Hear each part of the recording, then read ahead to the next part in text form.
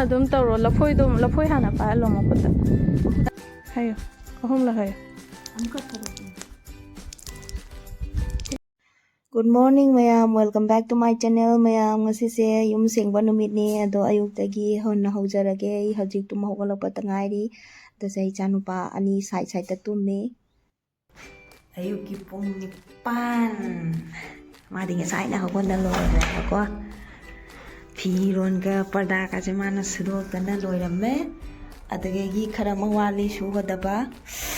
aigi rongi hip hop bedsheet bed ko adagi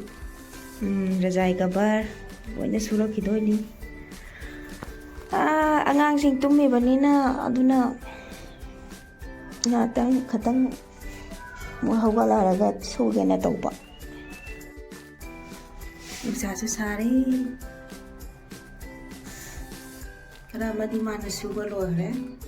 karama aisu tamna dum suba hawgalani Echanupasu Ngasidi Luthokpire Ngasidi dum sengba ni si ngasai di hawdoi ni si sugu dore bani si sing jangang hawgodri bani na sigi rajai cover adegi sigi blanket se chu macha se su doi ni Echanupa ani tum ni sai ta ai me ai happy ne ko doi di hoji hawgala my school chatoi ni thenga bani je sa di hawgoloi na hari mi si tharo on na lai ni mapana sonda breakfast to golo gre same lo gre do aisu breakfast se brush to thoga lujagiro adi breakfast cha thoga ko adegi thabak sing se loina aisu dum tapna sujan ge ko loina di man di lengam moidana ko ina su si khara sima sudok charage ma su mana pada sima ata nusara phore se su hare ya tai ni gi dum gasir ke ga te dum tamna dum aindum tawjarage Echanupa gi angangi ningtha kai ka tu join dum sujare hojiti ngamabanina adu sini mayam ado angang ji hawga kisanu ale ga dum tamna tawjarage ji breakfast ai tan noina tawri mare ko tan noina chatharaga de gi dum tamna sujarage mayam bedsheet ka kai ka lawthokjana loi tingjan gre mon cover adegi angang sida si dum tharaga ha hipalle leire ayambadi loisalla sigi mupaki su phodoktoini leire sina ngasagi keno rajai cover do ne digi sina asleja bedsheet ani hum leire sidai siga kambal macha dum leire sitting chali huji maya gi se lawthoe si su phodok khare mapanda huji siga khara sumai tawna chandare bane ko phobose adu ngarang asi su sugi bani abako nena rajai do leire se phodoe hudokna se thambe kachra su lai koi chanan luje dore Ngasidi luje dore Echanupa ngasi luje pitu se ngasi je aina luje pitu nate kai noi di aina phamma khotpa do kitang comfortable oide nungai te tana ko se manipur gi lei haiba do mangon do oina kauraga ma oina luje halani aduna ngasi mana luje birani nangi do kali sanai no do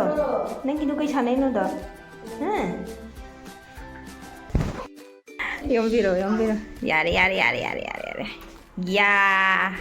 aduga mayam asina angang numita kuraman bagi lai kuramine sida mapanda numita id angang si kuraman bagi ko adugi seisiga sangom leire thoding hape tingthau hape lakoi machi ama hape smai ta bagi kuramani sigi anang gi ta ha kham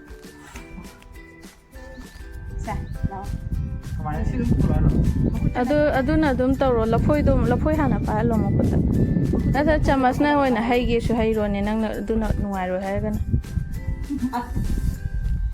sasari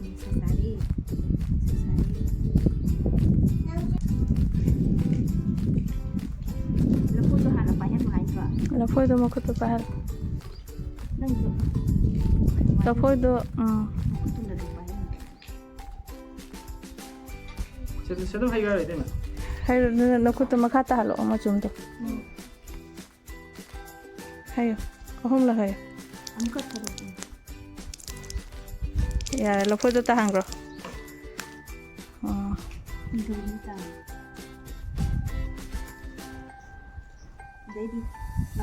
yes degi mapana tu lo puedo mache ma lo khallo tu ga marai ba sigi lawai gi sita apa ba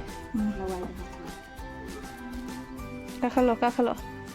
Mekayo, lupa itu kita. ค่ายเลย Dah, dah biru ya. Ya, ya. Nada yik taba, kata hauti kai pubi ki ba. Masih numit lagi. มาศึกษาเลยเราไอ้เนี่ยกำบัลกับไอ้กาลอยนะพอดูอุเรปุชลเลยเขาจีกังเงี้ยเดี๋ยวเบบสิสุดท้ายเลยบาจุดต้มนี่สิเดต้มคะแนนมาสุวรรณสิเนี่ยลักปะกันนี่สกุลเลยฮัลโหลปะกันจ้ะพอดีเนี่ยจำโตรู้นู่นนี่นั่งแกนโนโตดรีเนี่ยอ่างดูอิสมันสีง่างจริงมันจะจัดโลโจaduga egi chak chu lai sak chara ke chak se ngasidi thenge dena ko chamthong do taw da do taw tre jirum mum jaw re uri sima egi khongdum ngang ba sima dum taw salle asam bida nane di chamthong chaya ba ko ngasidi sum si cha sal ani sidi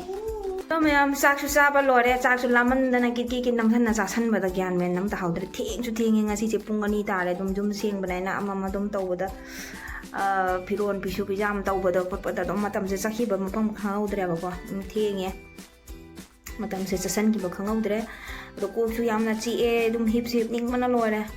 마파 마자 하우지 모이 마삼 각도레나 자키 이자노파 한도 삼도 나하니 각시 까 우고원 하이브네 버도 좀 생방아이 레바 ado ngasido skule halakpaga haji pungani tare mapa maja jaki samkapagi naina ado halakpa moi nga moi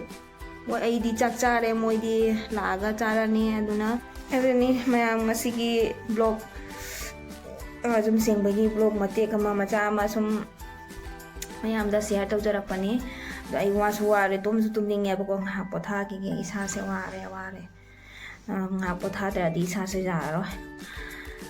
aduga mayam video se nungai bilagadi like share subscribe to ko bi kanu mayam mathang dosu next video dum mathang puraga lakpa ngamba ojage kari mayam video se swai se sumlation jarage bye bye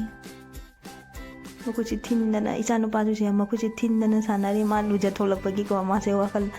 luja tholakpagi nungai na tumthare nungsa da jara tumthare mi se da hoji sanari kanna kawra dana